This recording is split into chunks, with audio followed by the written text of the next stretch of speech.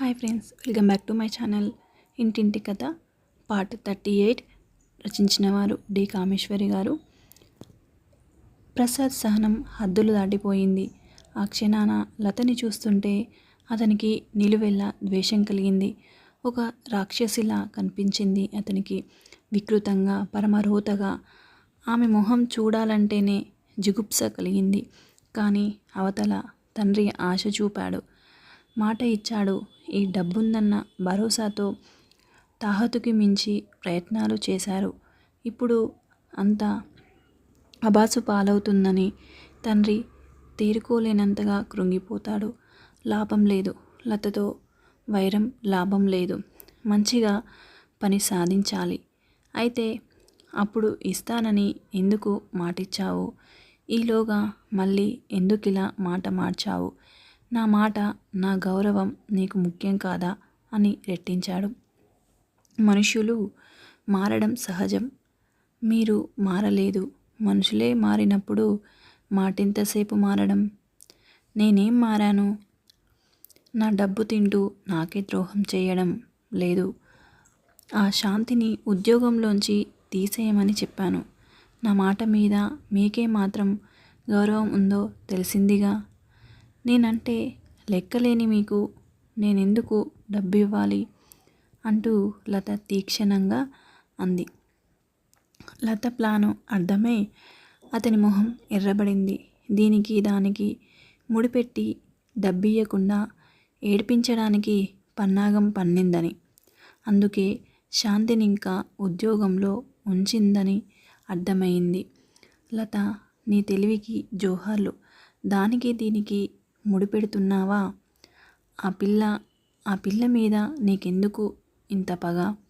ఒక బీదరాలి మీద దయ చూపానని ప్రపంచంలో చాలామంది ఇంతకంటే బీదవాళ్ళున్నారు.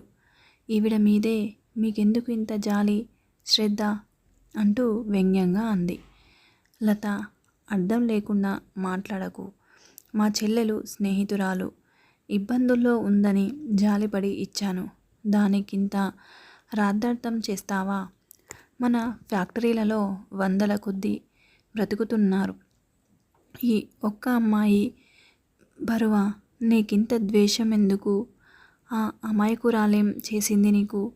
అంటూ దానికి దీనికి ముడిపెట్టి డబ్బియ్యనంటావా అంటూ ప్రసాద్ లతతో అంటాడు. లత, కిందటి జన్మలో ఏదో పాపం చేసి ఈ జన్మలో ఇంత ఇచ్చి అనుభవం లేకుండా చేశాడు దేవుడు. ఇంకోరి నోటి ముందు కూడు అకారణంగా తీసి పాపం పెంచుకోకు. నా పాపపుణ్యాలు బెరీజు నేను చూసుకుంటానులేండి అంటూ లత అంటుంది. ఇంతకీ ఏమంటావు? డబ్బియ్యవా అంటూ అసహనంగా అడిగాడు ప్రసాద్ లతని. డబ్బు కావాలంటే నా మాట వినాలి. శాంతిని ఉద్యోగంలోంచి తీసేయండి. ఏదో కట్టుకున్నాను కదా అని మీ పరువు ఆలోచించి నేను దేనికి ఇయ్యడం లేదు దర్పంగా అంది.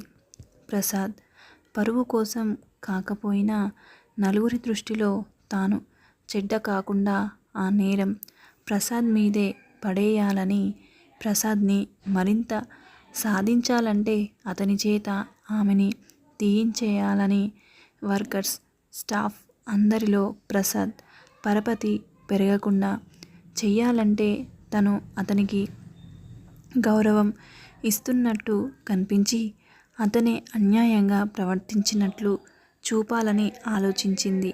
అంతేకాక శాంతిని ఉద్యోగంలోంచి తీసేస్తే ప్రసాద్ కూడా రిజైన్ చేస్తే ఇంటి మనిషిలా అంత నమ్మకంగా పనిచేసేవాడు ఎవరు దొరకరని, ప్రసాద్ డబ్బు కోసం కాళ్ళ బేరానికి వచ్చినప్పుడు ఈ షరతు పెట్టి ఆట ఆడించాలని పథకం వేసింది. అంతేకాక భర్తగా ప్రసాద్ అవసరం తనకింక తీరలేదు. దేనికోసం తండ్రి ఈ పెళ్లి చేశాడో ఆ పని కాలేదు.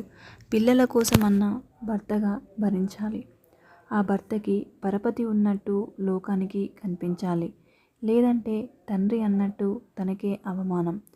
తను మంచిగా కనిపిస్తూ ప్రసాద్ని పావుగా వాడుకోవాలి. ప్రసాద్ ముఖంలో రక్తం ఇంకిపోయింది. ఏం చేయాలో తోచని కర్తవ్యమూడిలా ఉండిపోయాడు.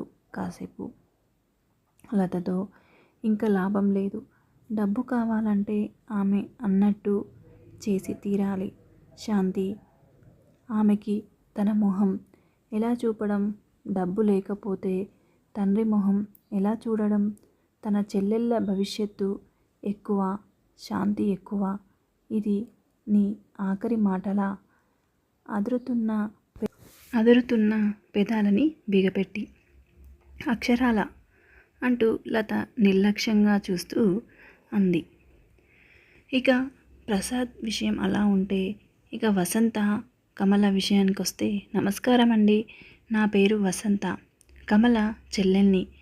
వీధి వరండాలో పేపరు చదువుతున్న రామారావు తలెత్తి చూసి తడబడుతూ లేచి నిలబడి, కమల గారు, బాలవిహార్ కమలగారేనా? నమస్కారం అండి, రండి, గాబరాగా నమస్కారం చేస్తూ లోపలికి ఆహ్వానించాడు రామారావు. వసంత నవ్వుతూ కుర్చీలో కూర్చుంది. అక్కయ్య మీ గురించి చెప్పింది. మీతో చిన్న పనుండి వచ్చాను.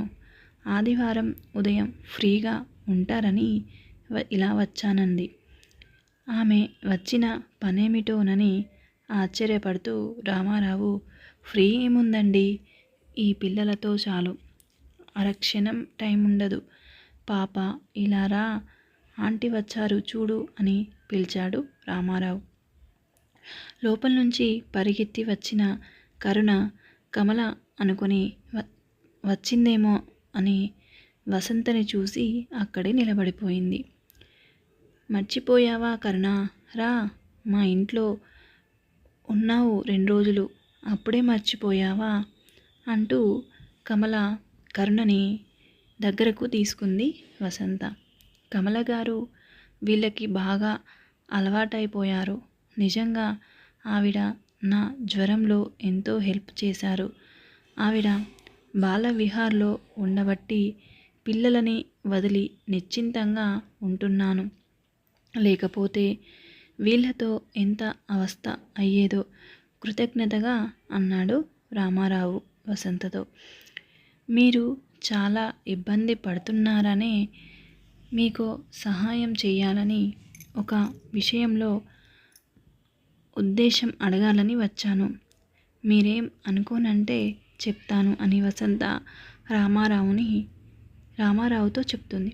రామారావు కుతూహలంగా ఆశ్చర్యంగా చూస్తూ, చెప్పండి, మీరిలా వచ్చారంటే ఏదో పని ఉండే వచ్చి ఉంటారని తెలుసు, చెప్పండి ప్లీజ్ అన్నాడు రామారావు ఆతృతగా.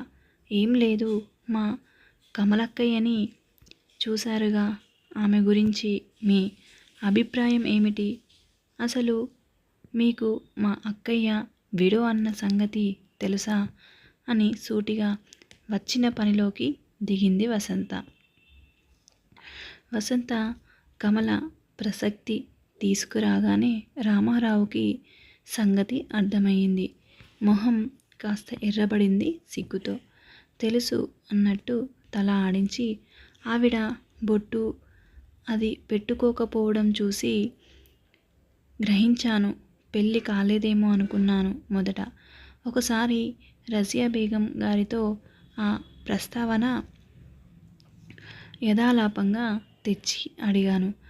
ఆవిడ విషయం అంతా చెప్పారు. ఆవిడ నాలా దురదృష్టవంతురాలేనని తెలుసుకున్నాను. ఇద్దరం ఒకలాంటి బోటులోనే ప్రయాణం